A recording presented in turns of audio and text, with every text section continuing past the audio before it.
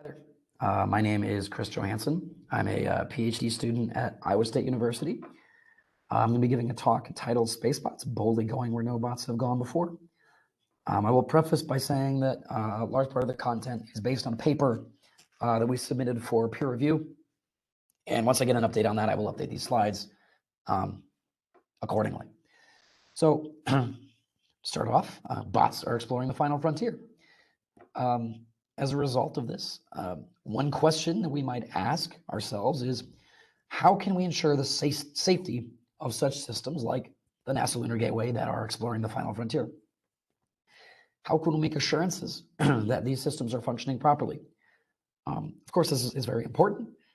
These are safety critical systems, right? And so failure is not an option. So one answer and one approach that we can use to make assurances like about safety is runtime verification. This is a technique that I'll illustrate a little bit about. I'm using a tool that performs runtime verification called RTU2.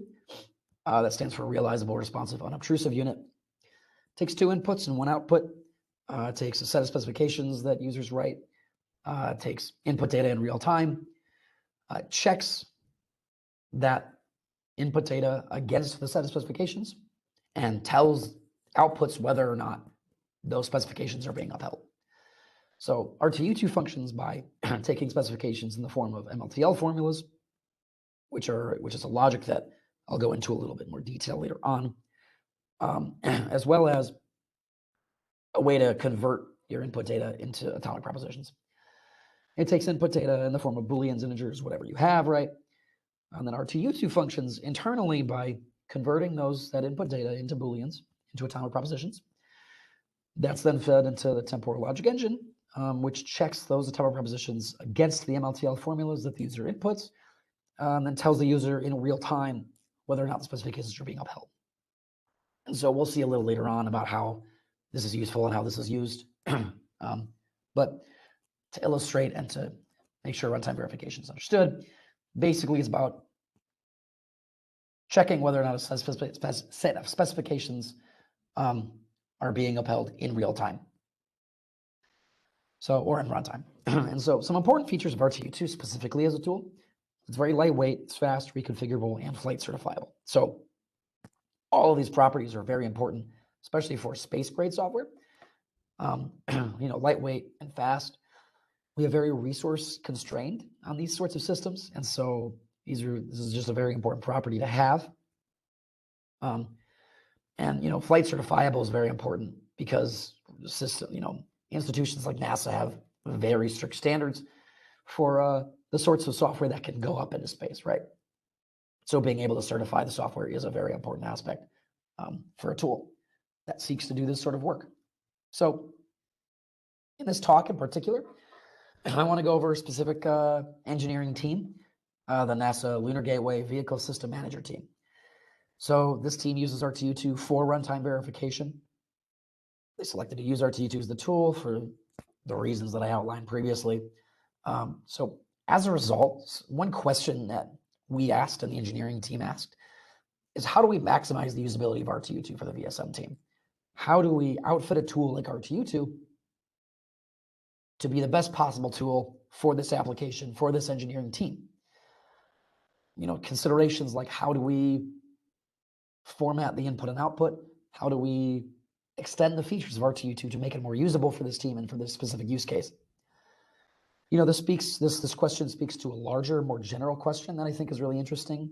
And that is, like, what sorts of improvements do engineering teams make when outfitting such tools for their domain specific use cases? The VSM team is just one engineering team using RTU2. There are many other engineering teams that use RTU2. And how they outfit RTU2 is different depending on their system.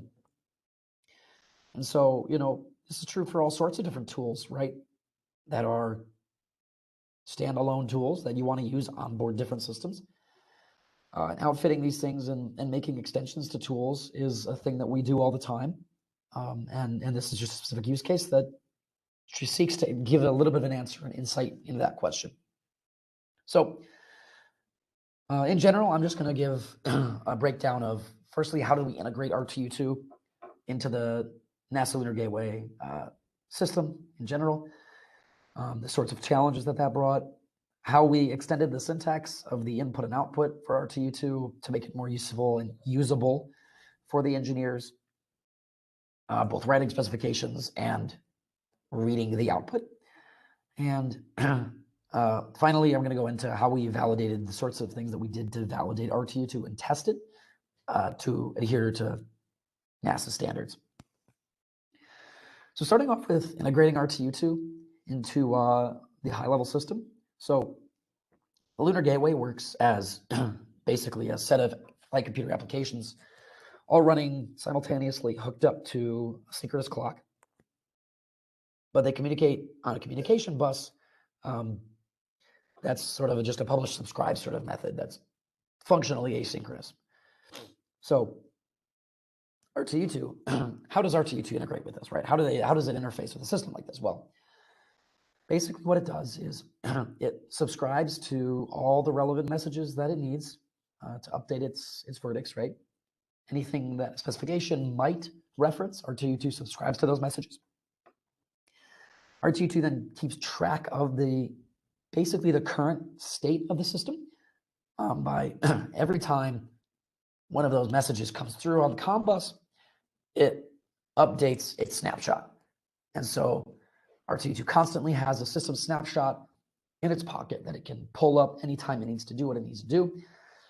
And it's also hooked up to a clock that every time the clock ticks is the time when RTU2 is running. So, and at any given clock tick, it's just checking whatever happens to be in that internal snapshot. So that's how RTU2 runs there. An important and interesting note is that RTU2, in the case of the NASA Lunar Gateway, works as a disambiguator. So like most flight software systems, Lunar Gateway runs 2 copies of everything.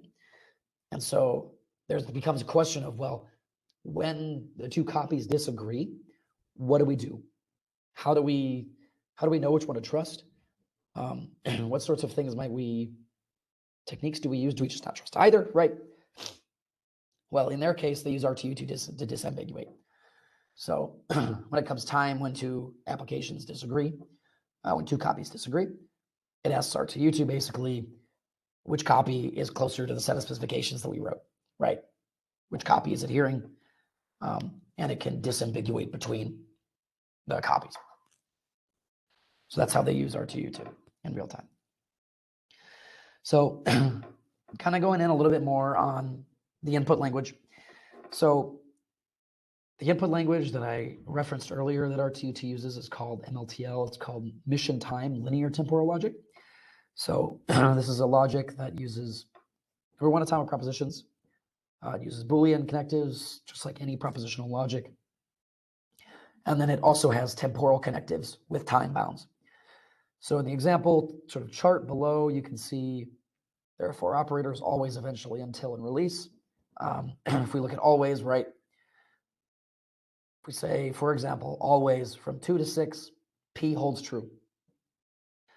We can see that in this example, P holds in every time step from 2 to 6. If it didn't, and so therefore the output of that formula is true. The evaluation of that formula is true. If in any one of those time steps, P did not evaluate to true, then it evaluate to false, right? The formula at large evaluate to false. Similar for eventually, right? Eventually from 0 to 7P, we look at all the time steps from 0 to 7. If P holds in any of them, then the formula values to true. And so for until, we have something like this where P holds from time 1 to 5, Q holds. And so from here, basically, we see that P just needs to hold until Q holds. And if P stops holding before Q holds within that time bound, or Q doesn't hold within steps 1 to 5, then it fails. So this is just an example. So kind of an example of a requirement that we might write that uses MLTL to illustrate a little bit more about how this functions. So one requirement we want to write is if a task is active, it should complete within 5 seconds. We encode this in MLTL by saying task active implies eventually from 0 to 5 task complete. So to illustrate with a timeline, right, we see these 8 time steps, right? From 0 to 2, we have a task is active for 2 time steps and then completes on the third. And therefore the requirement held, right? It completed within 5 seconds. But if we notice from time 3 to 7, the task was active for 5 time steps, but it never completed. So for all those time steps, the requirement failed. The task never completed within 5 time steps. So that's the sort of logic that we're dealing with here. Hopefully that's illustrative. So just to kind of go into a little bit more of what we did to extend the syntax for the engineering team, for VSM, right, for this specific use case. One thing that we did, we extended the syntax and offered an operator called set aggregation. So this is basically a set of operators that takes as input a set of formulas, and depending on whatever operator you're using, evaluates that set of operators formulas to true or false. So one example that we implemented was the exactly one of operator, which takes as input, n formulas and evaluates to true only if exactly one of those formula in that set is true. If 2 are true, then it evaluates to false. If they're 0 or true, it evaluates to false, right? So to illustrate as an example, one English requirement we might have is at all times, exactly one system status should be active. So if we're writing this requirement without set aggregation, this is the sort of formula we're going to end up with, right? It's, n clauses, each specifying, disjuncted together, specifying that only one of these is true at a time. It's long, it's unwieldy. To be honest, it's hard to read, it's hard to write. So as a result, we can compare that formula with this, with the set aggregation operator that just takes as input each of those Boolean, those atomic propositions, and it's easy to read. So if you imagine, if you're an engineering team, right? If you're an engineer writing requirements for a system, and you come across that first one, it might take you a while to figure out what exactly that means. And if you're writing that requirement, there's a lot of places to get it wrong. It's pretty easy to get it wrong. Whereas with set aggregation, you abstract away those opportunities to get it wrong, and it's just much clearer what's going on. And it's much brighter, it's much cleaner and much more intuitive. And it's just better for the engineers in general. So this is just an example of a feature that we added to R2U2 for this engineering team that they use. As well as this, we also extended the syntax by offering assumed guarantee contracts. This is a form of requirement that the VSM team has even written about in that paper cited there. They take the form of an assumption applies a guarantee. So just as any other logical implication, right? Given that an assumption holds, we have a guarantee that also holds. So requirements written in this form just are that way. So in the base version of R2U2, it's just a base implication, right? And so as we can see from this input stream, where in the first 2 time steps, the assumption fails, we don't care whether the guarantee holds or not. It's true. That's just how logical implication works. In time step 2, both assumption and guarantee holds, so it holds. Time step 3, right? The assumption holds, but the guarantee doesn't, so it fails, right? So that's fine. And so as we can see, this is just a basic implication. Okay, great. But the problem is that there's no difference in this evaluation, in this form, between when the assumption holds or fails rather. So we don't really care about the guarantee. And so in a sense, the contract is inactive, right? It's not actually making anything about the guarantee. There's no difference between that case and when both the assumption and guarantee hold. And for VSM, they needed this differentiation to be able to be made. And so as a result, we updated the syntax and support contracts now such that we can report whether or not an assumption is failing, and that's why it's evaluated to true, right? In the sense the contract is inactive versus when the contract is truly being held when both are holding. So this is sort of a TriValue evaluation at this point. And so this is a useful sort of functionality that the team uses. We also allow for contract or formula naming as well, right? In the old output, you see that the formula number is listed first, whereas in the new, we report the formula name. And so, this is just an important distinction that RTU2 would never make by default. And it's an extension that this specific team needed to make and uses extensively, right, in the requirement writing process. And when they receive verdicts back from RTU2, they use this to figure out how to manage the system. So the last thing that I kind of want to go over was the testing and verification or validation of RTU2. NASA has very strict code standards to ensure the software they use functions properly.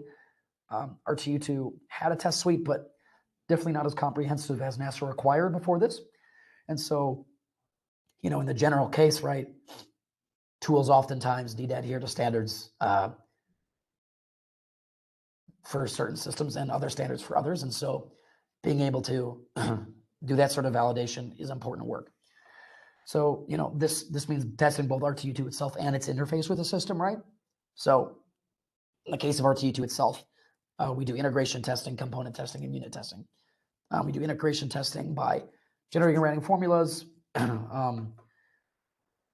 comparing the output against an oracle's output, and doing some pretty comprehensive testing that way and other ways.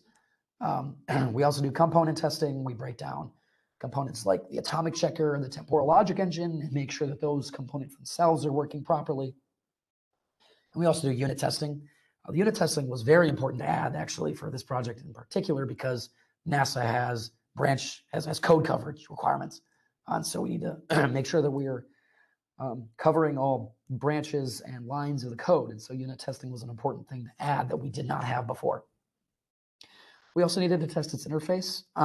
So making sure that the publish subscribe method and making sure that when we're capturing the current system state at any given time is working properly.